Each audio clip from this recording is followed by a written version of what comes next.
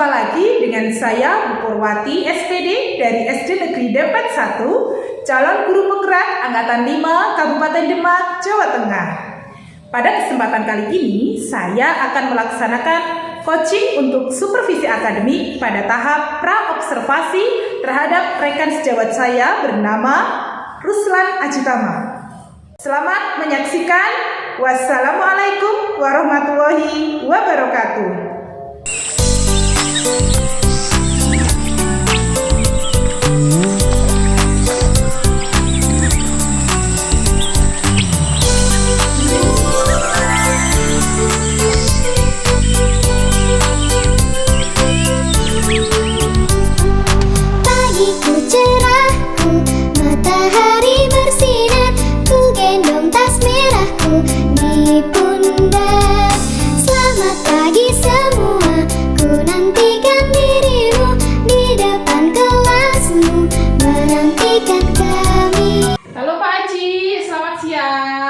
Selamat siang, Bu. Ini kok dari kemarin tak perhatikan itu ngalamun aja, terus di taman, kemudian di sini yang lain pada kumpul itu loh. Pak Haji kok malah menyendiri tuh pasti ada sesuatu ya. Iya ini Bu.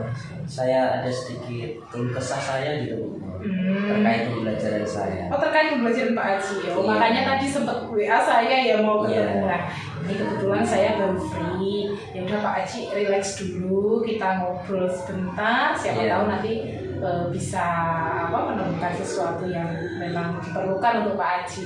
Nah, Pak Haji, kabarnya bagaimana hari ini? Alhamdulillah saya baik-baik saja Bu. Sehat ya. Kalau Bu sendiri bagaimana? Alhamdulillah sehat juga Pak Haji. Iya. Ya, sehat selalu ya. Nah, Pak Haji tadi WA saya pengen ketemu. Nah, pada siang hari ini apa nih yang mau dibicarakan sama Pak Haji? Begini Bu, saya tuh ada sedikit permasalahan di pembelajaran saya, di mana anak-anak ketika saya menyampaikan pembelajaran tuh anak-anak tidak fokus dalam pembelajaran saya. Ada yang sibuk main sendiri, ada yang jalan-jalan, bahkan yang terlebih lagi itu ada yang mengganggu temannya gitu. Oh begitu. Iya. Berarti anak-anak nggak fokus ya? Tidak fokus. Ya.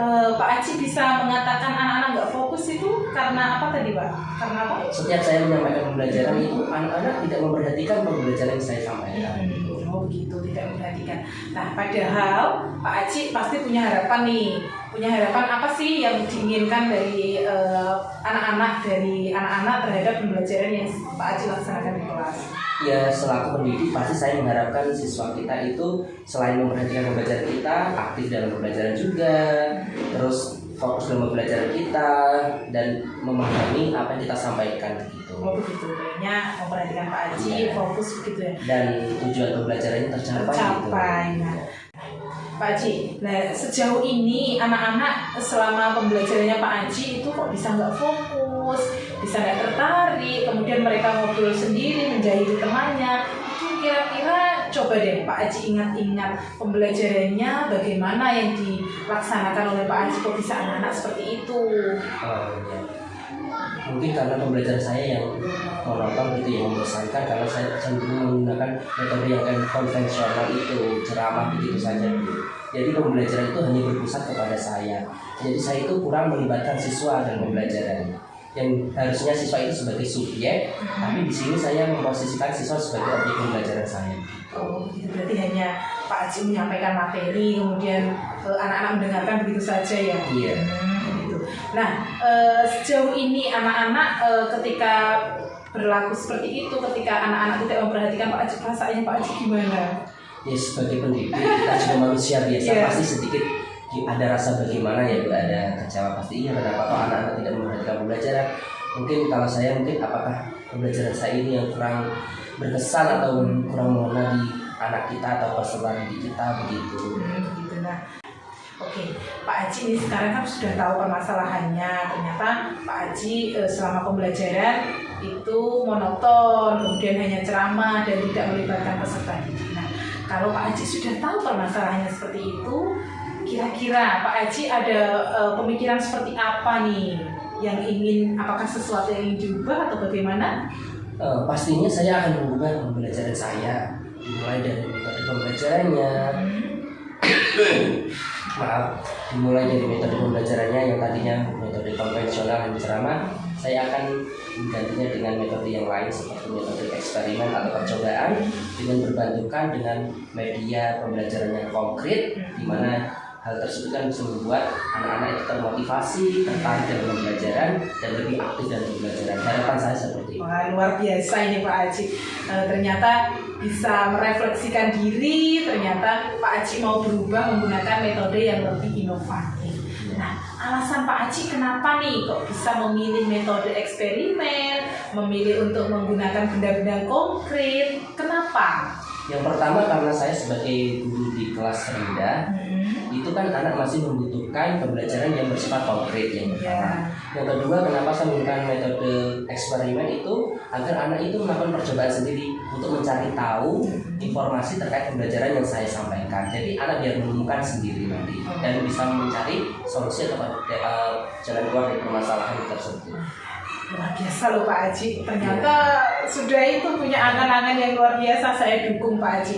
Nah, Pak Aji memilih metode eksperimen, tidak konkret, itu sudah disesuaikan dengan apa muatan pembelajarannya? Iya, pastinya saya sesuaikan dengan materi pembelajaran yang saya sampaikan, di mana saya nanti akan mengajarkan materi perubahan wujud benda. Dan rencana saya itu untuk media konkretnya saya menggunakan es lilin itu yang disukai anak-anak. Terus saya juga menggunakan lilin yang nanti bisa dipraktikkan ke anak-anak juga seperti itu. Gitu. Pak Haji kok bisa terinspirasi untuk pakai metode eksperimen, sudah merencanakan pakai benda konkret. Apakah sebelumnya sudah pernah mempraktekkan? Belum, saya belum pernah mempraktekkan metode sebelumnya. Tetapi terinspirasi dari mana Pak Haji? Saya terinspirasi dari teman-teman yang lain juga, dan juga saya konsultasi dari orang-orang yang kompeten gitu. Oke Pak Haji, saya dukung ini mau pakai metode eksperimen, pakai benda konkret, saya dukung, itu sudah sangat bagus. Nah Pak Haji, kemudian persiapannya apa nih kalau mau melaksanakan pembelajaran dengan metode tersebut? Ya, persiapannya pasti saya akan membuat rancangan pembelajaran saya yaitu RPP, di mana yang tadinya semula menggunakan metode konvensional atau ceramah, saya merubahnya dengan menggunakan metode eksperimen atau percobaan dengan berbantukan media konkret tersebut. Nanti di mana juga ada RKPD-nya. Ketika anak sudah sudah menerima penjelasan dari saya, nanti saya akan membagi anak menjadi beberapa kelompok dan anak akan mengamati dari media konkret yang saya sediakan, di mana nanti anak juga akan melakukan percobaan dari media konkret tersebut. Kemudian hasilnya akan dituangkan ke dalam RKPD-nya, dan RKPD tersebut hasil dari diskusi bersama dengan kelompoknya akan dipresentasikan di depan teman-temannya. Wah, luar biasa. Ternyata Pak Haji sudah itu loh, pemikirannya luar biasa, sangat inspiratif sekali. Nah, Pak Haji seberapa yakin nih metode dan media yang digunakan Pak Haji untuk meningkatkan fokus anak, meningkatkan keterlibatan siswa, seberapa yakin Pak Haji? Kalau saya sih yakin, 100% yakin lah, karena ini metode ini selain menarik, juga anak dituntut untuk aktif gitu, mencari tahu sendiri. Sangat ya Pak Haji, semoga nanti bisa terlaksana dengan baik sesuai dengan rencana Pak Haji. Nah, dalam penerapan persiapan dalam persiapan pembelajaran dengan menggunakan metode eksperimen, menggunakan benda konkret, kira-kira Pak Haji menemui kesulitan tidak? Pastinya saya di awal-awal masih menemui kesulitan. Saya harus bagaimana, solusi apa yang saya gunakan. Tapi untuk mengatasi kesulitan tersebut, saya memang konsultasi dengan kepala sekolah, teman sejawat, bahkan dengan para ahli di bidangnya. Berarti teman-teman kepala sekolah mendukung semua ya Pak? Iya, alhamdulillah dari kepala sekolah, teman sejawat, bahkan dari para ahli di bidang tersebut juga sangat mendukung. Bahkan mereka juga menyarankan, pakai metode ini, coba pakai media ini gitu. Saya sangat senang sekali, mereka itu sangat welcome gitu kepada saya. Iya, Pak Haji, itu patut disyukuri ya Pak Haji. Iya. Nah, berarti Pak Haji atas permasalahan tadi anak-anak tidak bisa fokus, kemudian anak perlu untuk diaktifkan selama pembelajaran, bisa diungkapkan kembali apa nih rencana Pak Haji tadi dari awal sampai akhir, rencana aksinya Pak Haji apa? Ya tadi kalau untuk rencana saya pasti ya menyusun rancangan pembelajaran terlebih dahulu. Terus setelah rancangan pembelajaran saya mempersiapkan media konkret yang saya gunakan beserta dengan LKPD-nya. Dan untuk penerapan atau pengaplikasian di pembelajaran saya Nanti saya akan memberikan penjelasan materinya secara singkat. Kemudian saya akan membagi siswa menjadi beberapa kelompok diskusi. Kemudian anak akan melakukan percobaan dengan membantukan media konkret tersebut. Kemudian anak setelah mengamati atau melakukan percobaan tersebut, anak akan mendiskusikan dengan kelompok dan hasil diskusi tersebut dituangkan ke LKPD. Dan setelah itu anak akan mempresentasikan hasil diskusinya di depan teman-teman yang lain. Wah, luar biasa. Pak Aji udah semangat nih, Iya, jangan sedih harus lagi. iya. Nah, kan. Iya. Nah, kapan nih rencana pelaksanaannya Pak Aji? Rencananya untuk pembelajaran saya akan saya laksanakan pada hari Selasa tanggal 11 Oktober. Begitu Ibu. Pak Aji mau melaksanakan pembelajaran, melakukan perubahan. Saya boleh enggak untuk ikut melihat proses pembelajarannya Pak Aji?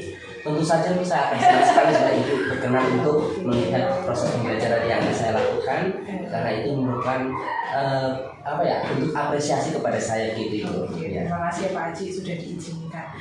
Ya. Saya senang sekali lo ngobrol sama Pak Aji siang hari ini. Iya, saya juga begitu. Terima kasih. Ya, saya juga terima kasih. Tetap semangat Pak Aji. Ya, semangat Bu ya, harus semangat. Kita kalau mau ngobrol kayak gini, kemudian besok lagi kalau ada masalah jangan dipendam sendiri. Iya, ya.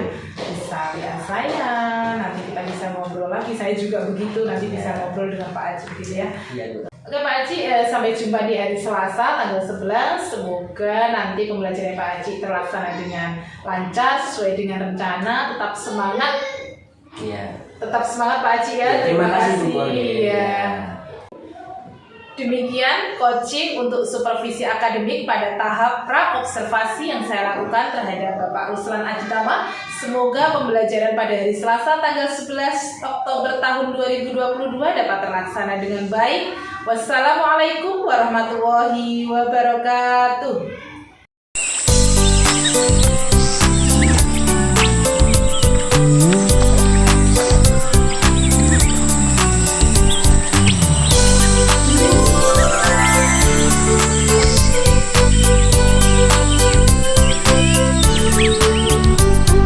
Assalamualaikum warahmatullahi wabarakatuh. Waalaikumsalam warahmatullahi wabarakatuh. Selamat pagi anak-anak. Bagaimana kabarnya pagi hari ini? Alhamdulillah luar biasa istimewa. Mantap. Di tempat duduk saya sudah berdoa mulai. Abdul Hadi. Hadir Pak. Iya. Indonesia terhormatku selalu bersatu. Nah, siapa yang mau membacakan untuk pertama? Saya Pak. Iya, Hadi, silakan. Yang dari matahari sangat terik dan udara terasa panas. Iya, terima kasih. Di sini Pak Guru membawa apa? Siapa yang tahu? Es lilin. Siapa yang suka es lilin? Saya. Nah, es lilin ini juga hampir sama dengan es krim. Jika ditaruh atau ditempatkan di tempat yang terbuka, akan mencair. Tujuan pembelajaran kali ini, di mana nanti anak-anak setelah mengamati gambar dari perubahan wujud benda, anak-anak dapat menyusun informasi perubahan wujud. Coba beritahu Pak Guru contoh lain dari pembeku. Iya, Rika. Es krim, ya tadi seperti yang ada di gambar, es krim itu juga salah satu contoh dari membeku.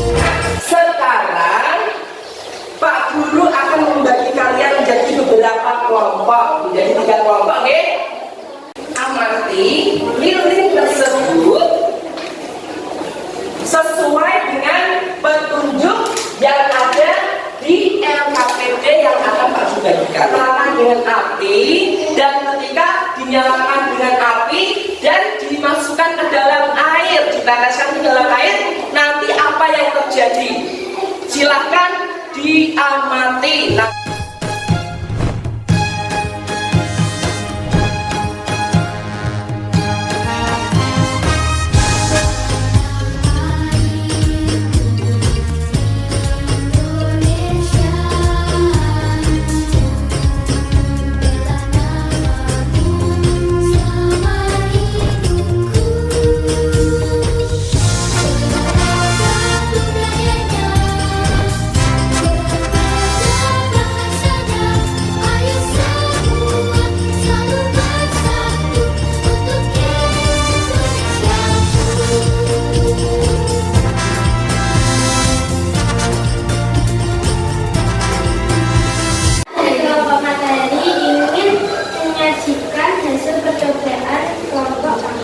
Iya, perhatikan.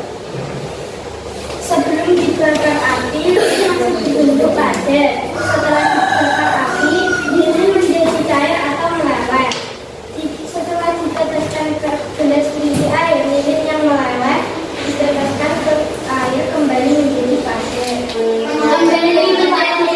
Iya, lilin yang meleleh atau yang mencair tadi diteteskan ke air kembali menjadi padat.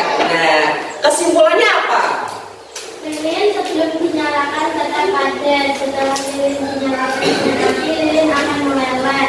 Setelah diteteskan ke air, kembali jadi padat.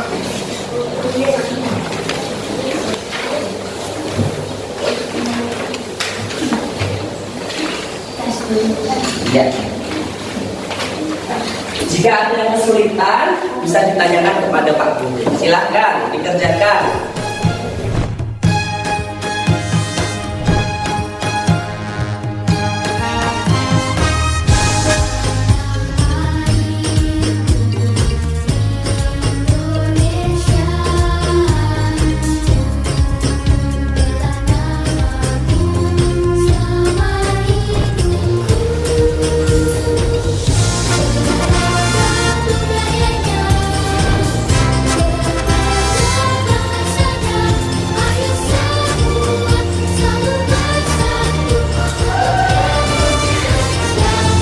Manfaatnya apa? Mempelajari perubahan wujud benda. Es bisa dijadikan minuman dingin yang menyegarkan. Oh iya, kita bisa tahu manfaatnya salah satunya seperti es, di mana es itu bisa dijadikan minuman dingin yang menyegarkan. Nah, ada lagi mungkin manfaat yang lain? Contohnya mengkristal. Garam bisa dibuat bumbu masakan. Oh, contohnya pada mengkristal, peristiwa mengkristal pada garam, di mana garam bisa dijadikan sebagai bumbu masakan. Nah,